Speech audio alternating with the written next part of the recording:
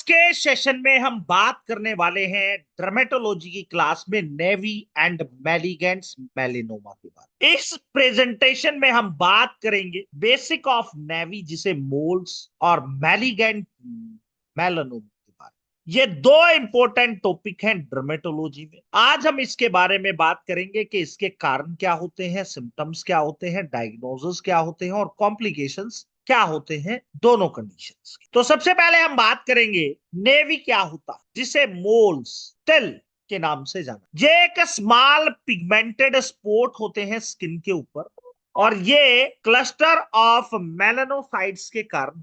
Melanocytes वो sales होती हैं जो प्रोड्यूस करती हैं मेलानिन को। फ्रेंड्स, ये वो पिगमेंट होता है जो हमारी स्किन को कलर देने का काम करता है। नेवी हार्मलेस होते हैं और ये कॉमन स्किन पर पाए जा सकते हैं बहुत से लोग। नेवी वैरी करते हैं अपनी साइज में, शेप में और कलर। ये फ्लैट हो सकते हैं, रेज हो सकते हैं, स्मूथ हो सकते हैं, रफ हो सकते हैं। इनका जो शेड्स है वो ब्राउन, ब्लैक, फ्लिश कलर की हो सकते हैं। नेवी का कलर डिपेंड करता है amount of melanin present in melanocytes. Melanocytes में कितना अमाउंट ऑफ मेलानिन है इसके ऊपर डिपेंड करेगा टिल मोल्स नेवी का कलर। नेवी बिनाइन होते हैं, ये हेल्थ के लिए कोई रिस्क नहीं होते हैं, लेकिन कुछ नेवी, कुछ मोल्स, कुछ तिल जो प्रोन हो जाते हैं, डेवलप होते हैं मेलानोमा, और ये एक सीरियस टाइप का कैंसर होता है। अगर हम मोल्स नेवी के बारे में बात करें तो नेवी जेनेटिकल प्रीडिस्पोजिशन के कारण हो सकता है। इसका मतलब ये है कि ये जिनके mother, father, parents, family history में अगर किसी को है तो उन्हें होने के ज्यादा चांसेस होते हैं। सन एक्सपोजर ये मेजर फैक्टर है मेलानोसाइटिक नेवी होने का। अल्ट्रावायलेट रेडिएशन जो सूर्य से आती है वो स्टिमुलेट करती हैं मेलानोसाइट्स और ये सेल्स प्रोड्यूस करती हैं मेलानिन। ज्यादा मेलानिन प्रोड्यूस करने के कारण मोल्स हो सकते। नेक्स्ट हम बात करेंगे इसके सिम्टम्स के बारे में। मेलानोसाइटिक नेवी की variety of colour brown, black, tan और पिंक हो सकते हैं। ये डिपेंड करता है उसके साइज पे, depth of amount of melanin it contains. उस नेवी के अंदर कितना मेलानिन है इस बात पर उसका कलर डिपेंड करेगा। मेलानोसाइटिक नेवी राउंड होते हैं, ओवल शेप हो सकते हैं, इरेगुलर शेप, इनके स्मूथ बॉर्डर हो सकते हैं, स्लाइटली रेज कर सकते हैं। मोल्स फ्लैट और डोम शेप के दिखाई दे सकते हैं। मेलानोसाइटिक नेवी स्मॉल होते हैं लेकिन वो साइज में बड़े भी हो सकते हैं। मोल्स 6 मिलीमीटर डाया से कम होते हैं और जैसे जैसे लार्ज मोल्स कॉमन हो जा रहे हैं आज के टाइम। अगर हम बात करें इसके डायग्नोसिस के बारे में तो पहले आप इसका विजुअल एग्जामिनेशन करेंगे, उसकी शेप, उसके रेगुलर बॉर्डर्स, बायोप्सी करा सकते हैं। इमेजिंग टेस्ट में आप सीटी स्कैन, एमआरआई करा सकते हैं कि वो नियर बाय लिम्फ नोड में तो नहीं स्प्रेड कर रहा है। अगर इसके कॉम्प्लिकेशंस के बारे में बात करें तो इसके कारण मैलिगेंट ट्रांसफॉर्मेशन हो सकता है, ब्लीडिंग हो सकती है, मेलानोसाइटिक नेवी इन्फेक्टेड हो सकता है वो किसी स्क्रैच से, पिक से, जिससे रेडनेस, स्वेलिंग, पेन और पस फॉर्मेशन हो सकता है। कॉस्मेटिक कंसर्न हो सकता है। तो आपको ये सिम्टम्स ज्यादा से ज्यादा कॉम्प्लिकेशंस हो सकते हैं मेलानोसाइटिक नेवी के कारण। अगर हम इलेक्ट्रोहोम्योपैथी में बात करें तो नेवी जो मोल्स के नाम से जाना जाता है, एक बिनाइन ग्रोथ है स्किन के ऊपर जो जन्म के समय भी हो सकती है। यह जेनेटिकल प्रीडिस्पोजिशन के कारण होती है, सनलाइट, यूवी रेडिएशंस के कारण होती है, हार्मोनल चेंजेस के कारण होती है और स्किन के टाइप के कारण हो सकती है। सिम्टम्स में आपको स्मॉल, राउंडेड और ओवल ग्रोथ, ब्राउन, ब्लैक और टैन कलर के, फ्लैट और रेज हो सकते हैं, हार्मलेस होते हैं लेकिन ये कैंसरस भी हो सकते हैं। डायग्नोसिस में आप विजुअल एग्जामिनेशन, डर्मेटोस्कोपी, बायोप्सी। कॉम्प्लिकेशन अगर हम बात करें मेलानोसाइटिक नेवी का तो पेशेंट को स्किन कैंसर हो सकता है, ब्लीडिंग और रीचिंग हो सकती है, डिसफिगरमेंट हो सकती है। अगर किसी पेशेंट को मेलानोसाइटिक नेवी है तो आप पेशेंट को C3 APP GE और वैन 1 D500 में दे सकते हैं। आपके पेशेंट को विद इन 3 days रिजल्ट आने स्टार्ट हो जाए।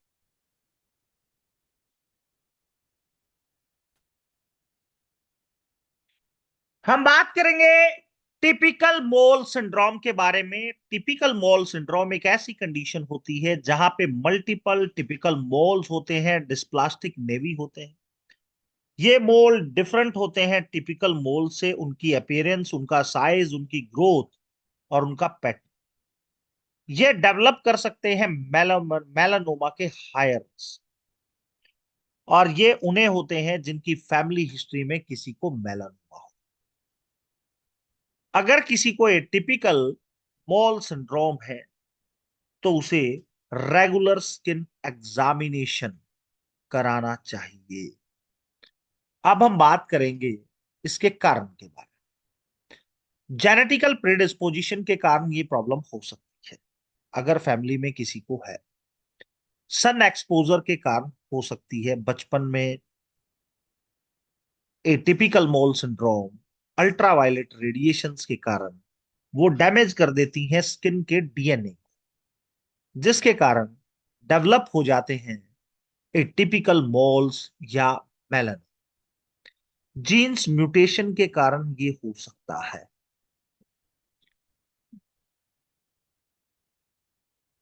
सिम्टम्स में आपको अनयूजुअल शेप्स के मोल दिखाई देंगे, वो जैग्स, एज और ब्लरली आउटलाइन।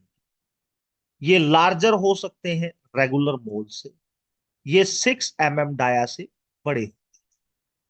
अनइवन कलर होता है, यानी कि इनका कलर ब्राउन, ब्लैक, टैन और रेड और ब्लू भी हो सकता है।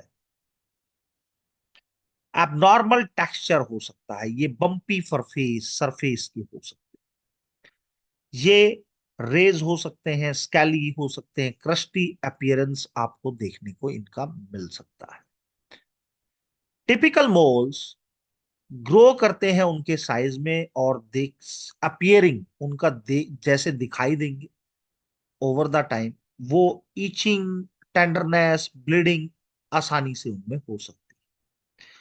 अगर ये चेंजेस आपको दिखाई दे रहे हैं तो ये साइंस है मेलानोमा का। वो मेलानोमा के साइंस आपको दे रहे हैं।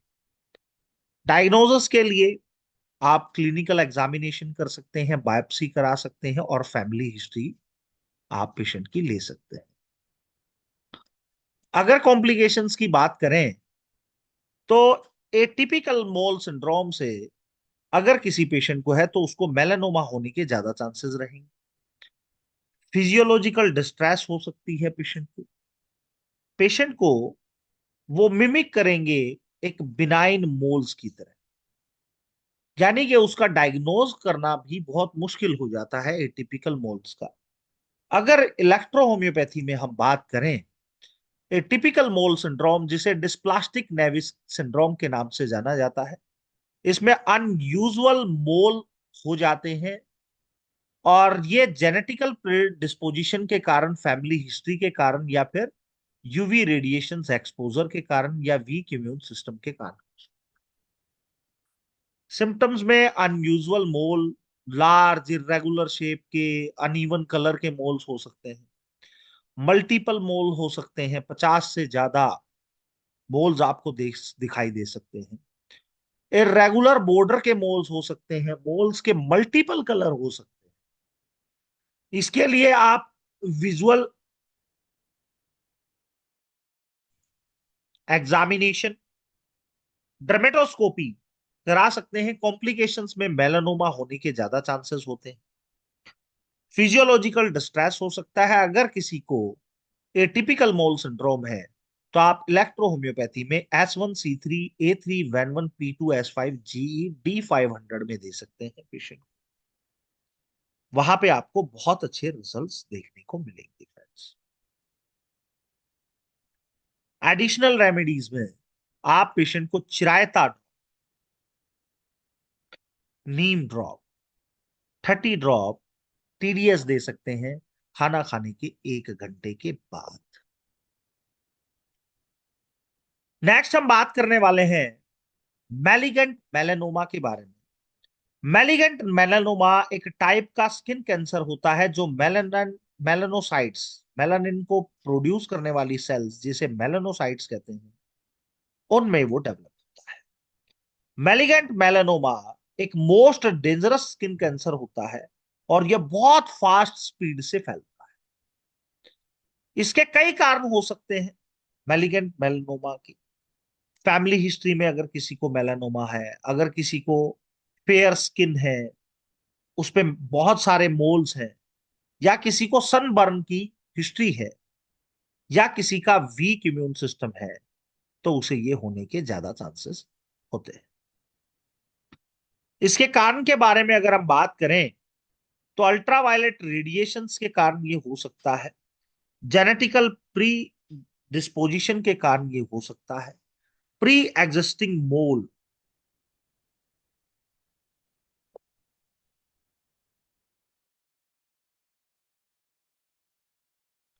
अगर हम बात करें सिम्टम्स के बारे में, चेंजेस इन मोल, आप नोटिसेबल साइन देख सकते हैं मैलिगेंट मेलोमा में। चेंज आपको दिखाई देंगे उसके साइज में, शेप में, कलर में और टेक्सचर्स में।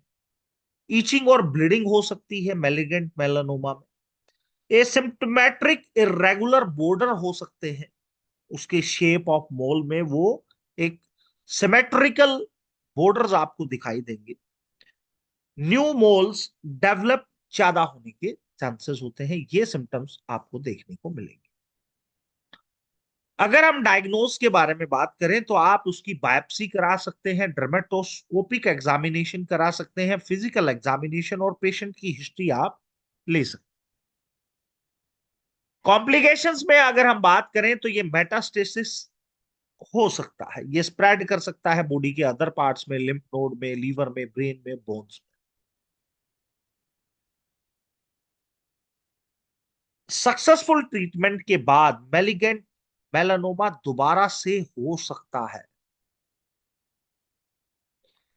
स्किन डैमेज हो सकती है, इसके लिए रेडिएशन थेरेपी होती है, वो स्किन को डैमेज करती है और बहुत सारी कॉस्मेटिक प्रॉब्लम्स हो सकती है। अगर हम इलेक्ट्रोहोम्योपैथी में बात करें तो malignant melanoma UV radiation exposure, genetical predisposition, weak immune system और प्रीवियस स्किन कैंसर के कारण हो सकता है, फेयर स्किन के कारण हो सकता है। सिम्टम्स में हम बात करेंगे new changes, changing in moles, symmetric symmetrical moles दिखाई दे सकते हैं, रेगुलर बॉर्डर्स, मल्टीपल कलर के मोल दिखाई दे सकते हैं, ब्लीडिंग और ईचिंग हो सकती है और अल्सरेशन हो सकती है।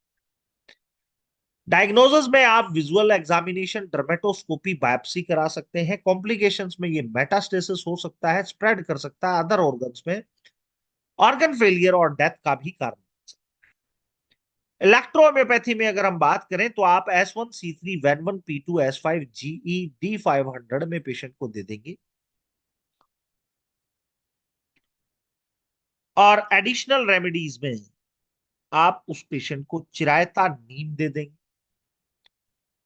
आपको कचनार और पुनर्नवा आप उस पेशेंट पे यूज करेंगे, जहां आपको बहुत अच्छे रिजल्ट्स देखने को मिलेंगे। अगर हम बात करें लैंटिगो मैलिगाना, लैंटिगो मैलिगना जिसे मेलानोमा इन सीटू के नाम से जाना जाता है, और यह एक टाइप का स्किन कैंसर होता है जो डेवलप होता है स्किन की अपर लेयर। यह एक प्रोसीजर है जो इन्वेंसिव मेलानोमा में कन्वर्ट होता है।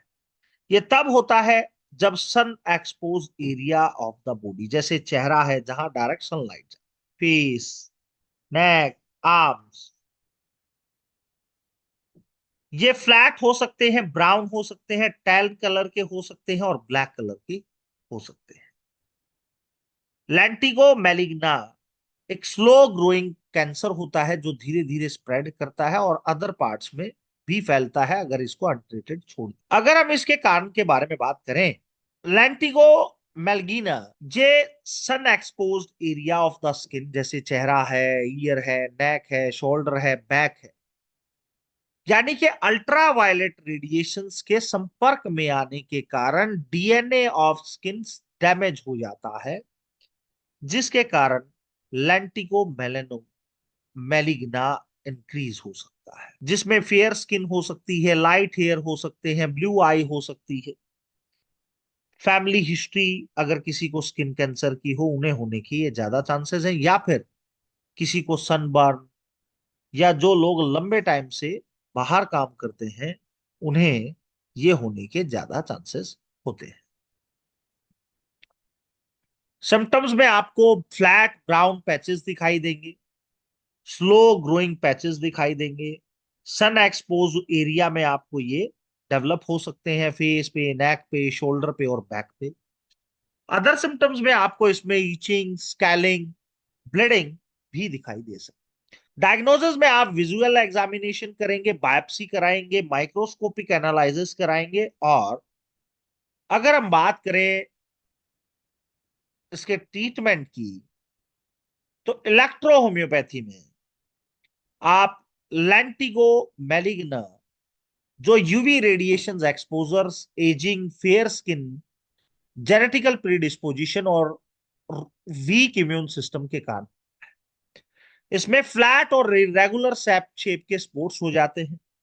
सबसे ज्यादा ये चेहरे पर, हाथों पर दिखाई दे सकते हैं। इनका कलर ब्राउन, ब्लैक और टैन हो सकता है। डायग्नोसिस में आप विजुअल एग्जामिनेशन, डर्मेटोस्कोपी करा सकते हैं, बायोप्सी करा सकते हैं। कॉम्प्लिकेशंस में ये मेटास्टेसिस हो सकता है, स्प्रेड कर सकता है अदर ऑर्गन्स तक, और ऑर्गन फेलियर का कारण बन सकता है, डेथ का भी ये कारण बन सकता है। अगर आप लैंटिगो मैलिग्ना के बारे में बात करें तो आप इसमें S1C3, S2L1, Ven1P2, S5C5G को D500 में दे देंगे, और इसके साथ जो एडिशनल रेमेडीज हैं उसमें आप पेशेंट को कचनार, पुनर्नवा, चिरायता, इसकी 40 बूंद दिन में 3 बार आप पेशेंट को दे सकते हैं। वहां पर आपको बहुत अच्छे रिजल्ट्स मिलेंगे। नेक्स्ट हम बात करेंगे मेलानोमा मिमिक्स के बारे में। मेलानोमा मिमिक्स एक स्किन लीजन होता है जो मेलानोमा की तरह दिखाई देता है, लेकिन यह कैंसरस नहीं होता है, और इस लीजन्स के कारण पेशेंट को एंजाइटी भी हो सकती है। अगर हम बात करें इसके एग्जाम्पल्स के बारे में, तो कैराटोसिस, बिनाइन नेवी, डर्मेटोफाइब्रोमास,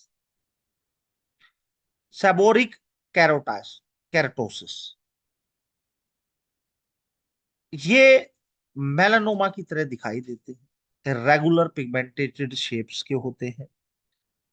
इनकी ग्रोथ, ब्लीडिंग और अल्सरेशन होने के ज्यादा चांसेस है। नेक्स्ट हम बात करेंगे इसके कारण के बारे में। तो बिनाइन नेवी मोल्स ये कॉमन कारण है मेलानोमा मिमिक्स का। मेलानोमा लार्ज, इरेगुलर बॉर्डर के, टिपिकल शेप के हो सकते हैं। बिनाइन नेवी हार्मलेस होते हैं, लाइफ थ्रेटनिंग या फिर किसी अदर ऑर्गन्स तक नहीं स्प्रेड कर सकते हैं। सेबोरिक कैरोटोसिस एक कॉमन स्किन कंडीशन है जो रिजेंबल करती है मेलानोमा।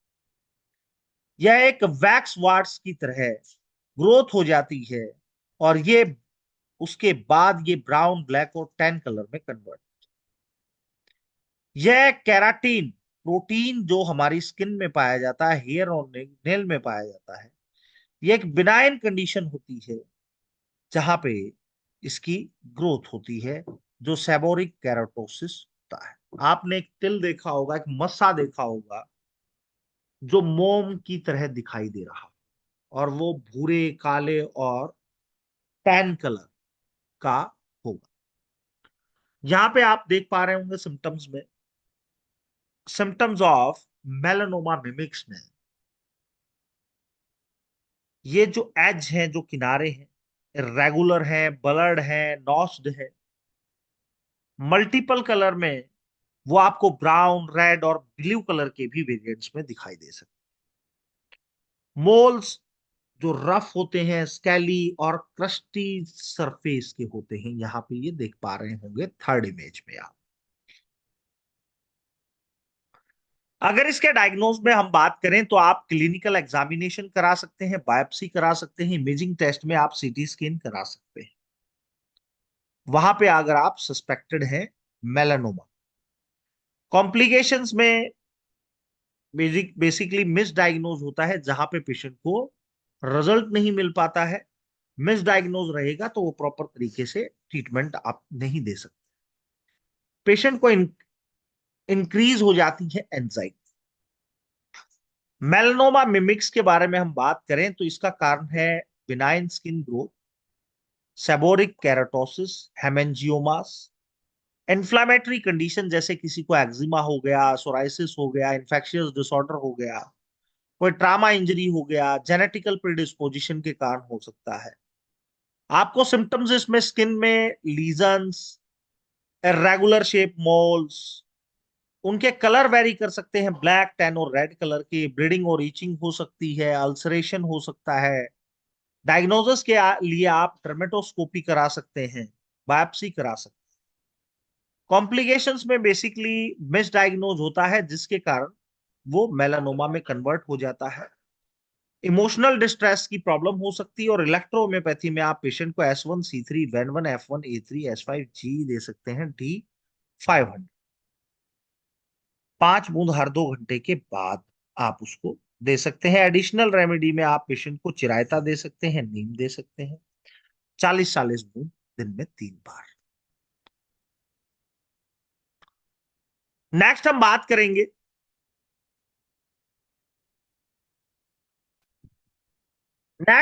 करेंगे कोनिंटाइल मेलानोसाइटिक नेवी, जिसे बर्थ मार्क के नाम से जाना जाता है। ये मोल्स बर्थ के टाइम पे भी होते हैं, और ये क्लस्टर ऑफ मेलानोसाइटिक सेल्स के कारण होते हैं, जहां पे वो मेलानिन प्रोड्यूस करती है सेल्स, वो स्किन को कलर देती हैं। ये नेवी वेरी करते हैं उनके साइज, शेप और कलर। डिफरेंट टाइप के कॉन्जेनाइटल मेलानोसाइट नेवी होते हैं, जो स्मॉल साइज के हो सकते हैं, 1 से 5 सेंटीमीटर डाया के, मीडियम के हो सकते हैं 1.5 सेंटीमीटर से 20 सेंटीमीटर डाया के, और लार्ज नेवी हो सकते हैं 20 सेंटीमीटर डाया से ऊपर। 1% बच्चों में कॉन्जेनाइटल मेलानोसाइट नेवस होता है, और लार्ज नेवस बहुत कम दिखाई देता है। अगर हम बात करें इसके कारण के बारे में, तो यह जेनेटिकल प्रेडिस्पोजिशन के कारण हो सकता है, एनवायरमेंटल फैक्टर के कारण हो सकता है, यूवी रेडिएशंस के कारण हो सकता है, या फिर अननोन कॉजेज में हम बात करेंगे, यह कॉम्बिनेशन हो सकता है। जेनेटिकल और एनवायरमेंटल फैक्टर्स इसमें कंट्रीब्यूट कर सकते हैं। सिम्टम्स के बारे में बात करी जाए, साइज और लोकेशंस, कोजेनाइटल मेनोसाइटिस, उसकी साइज और लोकेशन, वो स्मॉल भी हो सकते हैं, लार्ज भी हो सकते हैं, कहीं भी दिखाई दे सकते हैं। शेप और कलर, उनकी वेरियस शेप और अलग अलग कलर हो सकते हैं, वो लाइट ब्राउन और ब्लैक कलर के हो सकते हैं।